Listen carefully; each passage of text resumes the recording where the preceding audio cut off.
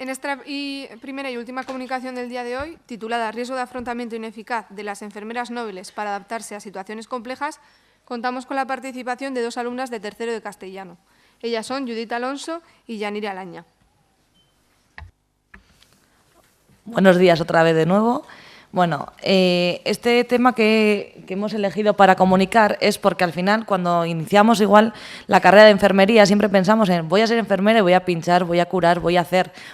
Y desde el primer momento en que llegamos a la universidad, directamente ya nos dicen que no es solo eso, que aparte de saber coger una vía, de saber pinchar, de saber curar, hay también que estar ahí, estar con la persona. Entonces, bueno, pues por eso cogimos este tema, porque al final sí hay muchos temas académicos que hablan de ello, pero realmente cuando en la práctica hay que ponerlo cuando hay que ponerlo en la práctica, nos surgen una serie de limitaciones. Entonces, bueno, la enfermería siempre se ha visto, ¿vale?, un poco como la que cura, ¿no? Antiguamente era la que curaba, la que hacía que la persona, hacía actividades para que la persona se fuera sanando. Y, por ejemplo, hoy en día ya no es solo eso, sino que se han ampliado los ámbitos en los que se trabajan, tanto geriatría, cuidados paliativos, y lo que se necesita es el acompañamiento, el escucha, la empatía. Entonces, bueno, las situaciones que hemos visto en las que más igual dificultades tenemos son cuando se habla del silencio. Sabemos que tenemos que respetar el silencio del paciente, pero inconscientemente, cuando hay una situación en la que aparece ese silencio, nuestra cabeza empieza a pensar, ¿y hablo? ¿No hablo? ¿El que querrá? ¿Que hable? ¿Que no hable? Entonces es como un ciclo que se va... es como... Perdón. Es un ciclo vicioso que al final lo que intentamos hacer es huir. Dices, bueno, pues le dices, bueno, ahora vengo... Y entonces luego ya vuelves como con otro planteamiento o con otra planificación.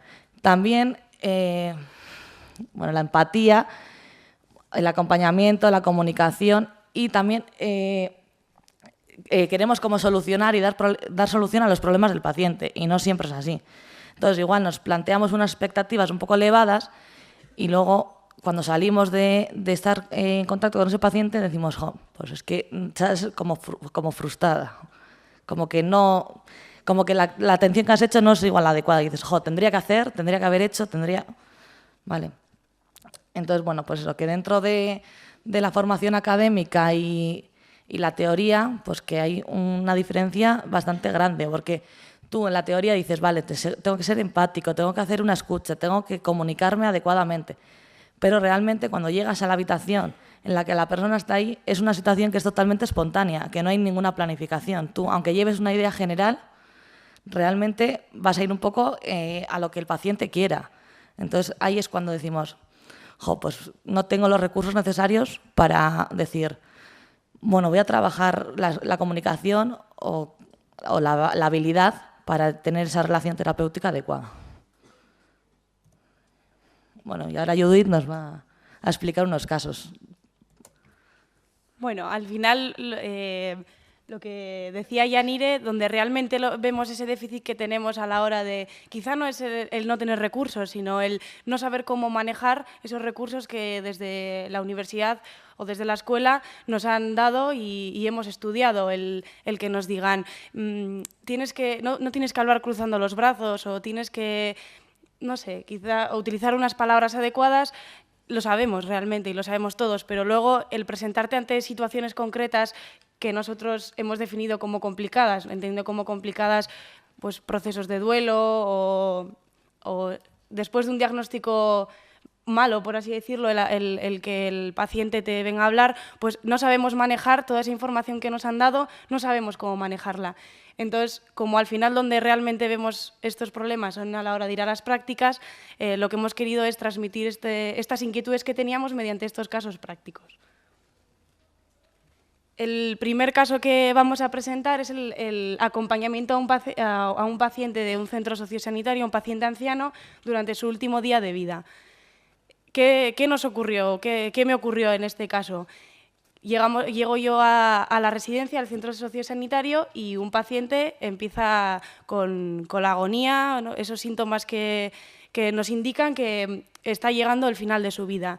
Entonces, la familia no está allí presente porque no quiere, no puede, o los motivos que sea, que no vamos a entrar a juzgarlos. ¿Y cómo vivimos nosotros como alumnos, o ya puede ser como alumnos o como en un futuro como enfermeras? ¿Cómo vivimos este acompañamiento al paciente? Entonces, desde la escuela nos dicen, bueno, el último sentido que se pierde es el oído, el tacto.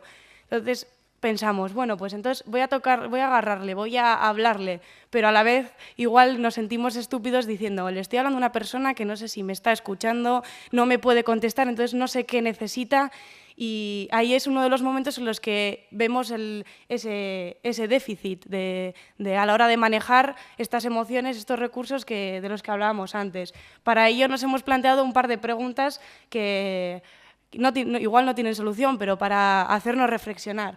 ¿Cómo acompañar correctamente a la persona? No sabemos qué es lo que necesita. Entonces, ¿qué podemos hacer para que esa persona se sienta a gusto en ese último momento de su vida y que nosotros también nos sintamos a gusto con lo que estamos haciendo y gratificados de decir, sé que lo que estoy haciendo es lo mejor para él y lo que él querría que tuviese? ¿Qué debemos hacer? Pues entonces son momentos en los que nos podemos plantear esas dudas. El segundo caso que planteaba me ocurrió hace poco, y en la planta del hospital donde estoy haciendo prácticas, fui a hacerle la valoración, la famosa valoración de las 14 necesidades a una paciente, y hablando con ella, preguntándole acerca de su vida, de cómo se encuentra, qué ha realizado, cómo se siente realizada, me planteó que después de estar hablando un buen rato, me dijo, yo no tengo ganas de seguir luchando, no me encuentro con fuerzas, veo la muerte de cerca, no me quiero morir porque tengo que cuidar a mis hijos, a mis nietos, pero es que no tengo ganas de seguir luchando. Entonces, ante eso, ¿qué hacemos? Claro, por una parte tenemos el silencio, como decíamos antes, me quedo callada y no le digo nada. La persona se echa a llorar. Entonces dices, ¿qué le digo? ¿Qué no le digo? Sí, es el silencio como respuesta, pero igual esa persona necesita en este momento que yo le diga algo que refuerce su seguridad o que le aclare algo. ¿Qué hice yo? ¿No? Os preguntaréis, ¿qué hice yo? Yo le agarré de la mano y en ese momento quizá hice mal, hice bien, cada uno que pues sabrá lo que hace, pero yo en ese momento le agarré de la mano y le dije la frase que nos dicen que tenemos que, bueno, no que nos dicen que tenemos que decir, ¿no? Pero ante la duda, ¿no? El decirle, tú no te preocupes, vamos a estar aquí para ayudarte, para intentar que todo salga lo mejor posible, que te sientas a gusto, que te sientas acompañada, pero a veces yo me planteo, ¿realmente lo hacemos? Claro, yo le estaba diciendo, sí, vamos a hacer que estés a gusto, pero también yo me quedaba con la duda de, ¿y cómo lo hago? ¿Cómo hago que esta persona se sienta a gusto? Está llorando y, no sé, son momentos en los que no sabes qué hacer, por mucho que te hayan dicho la teoría. Yo os voy a contar lo que hice, le pregunté, ¿cómo te sientes? ¿Qué necesitas? ¿Quieres un abrazo? Y le di un abrazo. Desde la escuela nos dicen no hay que involucrarse demasiado emocionalmente con los pacientes. Quizá pues, por cómo soy yo de cariñosa, yo le di ese abrazo. Para mí en ese momento se me olvidó que esta persona era un paciente y para mí era una persona. Y como persona que es, cuando yo veo a una persona que está mal, lo que me sale es darle apoyo físico, porque al final no sabía qué decirle, porque no estoy entrenada en estas cosas, y le di un abrazo. La paciente me dijo, gracias por el abrazo, me ha venido muy bien. Entonces, por ello nos planteamos estas preguntas, para hacernos reflexionar. ¿Hasta qué punto es sano involucrarse emocionalmente? ¿Qué hubiera pasado si esa persona no quiere ese abrazo? ¿O qué hubiera pasado si ella lo quiere pero yo no se lo doy? Entonces, aun por mucho que nos digan no hay que involucrarse demasiado, ese demasiado es tan subjetivo que no sabemos hasta qué punto tenemos que hacerlo o no. Y finalmente otra de las preguntas que nos planteamos es ¿hacer las cosas correctamente? ¿Qué es mejor? ¿Hacer las cosas correctamente o que la persona quede satisfecha? Quizá igual yo no le debería haber dado ese abrazo, pero a mí me vale mucho más que esa persona se haya sentido mejor dándole ese abrazo a que realmente fuese lo que yo tenía que haber hecho, ¿no? Lo que entendemos por tenía que o debemos hacer. Entonces, bueno, son unas preguntas que nos planteamos para hacer reflexionar un poco. ¿Qué es antes, un paciente o una persona? Y bueno, ya para finalizar, las conclusiones que nosotras nos habíamos planteado, la solución, por así decirlo, que nosotras vemos en este tema es el trabajar el autoconocimiento. Como bien decía José Carlos Bermejo, hasta que uno no se trabaja sus emociones, no trabaja sus expectativas, sus valores, no vamos a poder ser capaces de ir más allá, de empatizar o de tener en cuenta a la otra persona. Para ello, bueno, yo no soy psicóloga, pero yo creo que lo más importante es el saber ¿por qué estamos aquí, ¿no? ¿Por qué hemos elegido esta carrera? ¿Qué me ha hecho llegar hasta este punto? Podemos analizar los valores, quién nos ha transmitido esos valores, por qué tengo yo esta inquietud de estudiar enfermería y luego, lo más importante también, a dónde quiero llegar con esto, ¿no? Quiero, como bien decía Yanire, quiero solo saber pinchar, saber poner una vía correctamente o realmente quiero curar a la persona en lo que es todos sus ámbitos, curar a la persona tanto físicamente como emocionalmente. Entonces, pues, bueno, nuestra conclusión era esa, ¿no? Que nosotros salimos de la escuela perfectamente preparadas para, y sobre todo ahora con el nuevo planteamiento de los estudios, de trabajar esa habilidad manual, esas técnicas que toda enfermera debe conocer. Pero fallamos. A la hora de tratar la comunicación y las emociones con el paciente, fallamos. Y no es culpa ni nuestra ni de la escuela, es algo que nos va a dar la experiencia. Pero para conseguir captar y poder trabajar bien con esa experiencia, lo que nos va a dar la experiencia, también tenemos que haber trabajado personalmente todas estas emociones y todos estos conocimientos. Y poco más. Ya está. Ya está.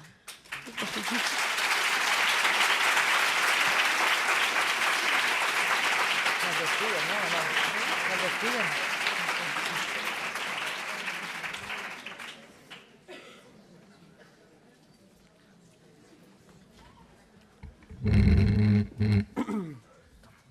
Eskerrik asko Judite eta Janireri, beraien komunikazioagatik. Eta, bueno, norbait galderaren bat izan ez gero, altxa eskua eta mikrofonoak pasatuko dizuegu. Muchas gracias, Yanire y Judith, por vuestra comunicación. Y si alguien tenéis alguna pregunta, levantar la mano y se os dará paso.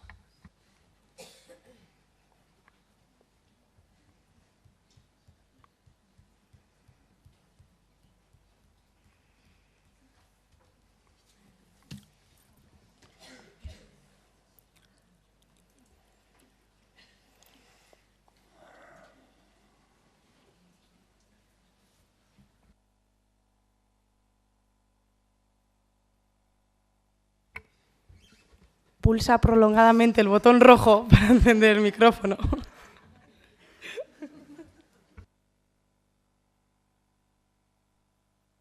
Porque creo que ese abrazo le vino estupendísimamente bien a esa persona. Y además llegaste. Entonces, creo que desde mi punto de vista lo has hecho muy bien. Entonces, te felicito. Pienso que lo mismo que cuando vamos a coger una vena, exploramos cuál es la mejor y no vamos a la primera, creo que también tenemos que aprender a explorar las emociones. ¿Cuál es la que realmente está ahí y cazarla? Muy bonito. Sí, en cuanto a lo que decías de lo de explorar las emociones, es igual lo que hemos estado hablando antes tú y yo, el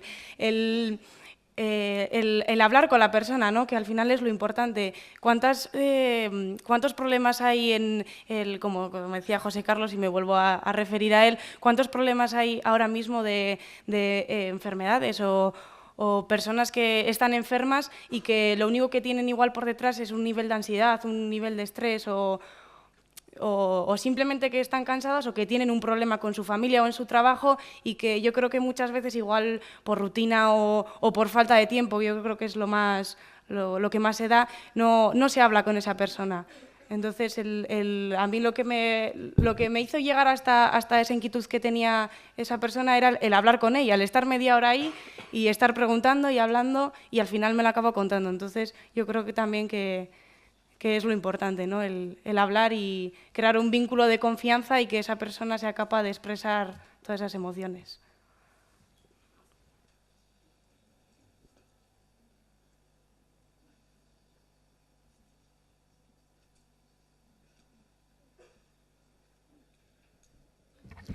Bueno, galdera gehiagorik ez baldin badaude, eskerrik asko, honekin egun amaitu txat ematen dugu, eskerrik asko etortxagatik eta bihar espero zaituztegu.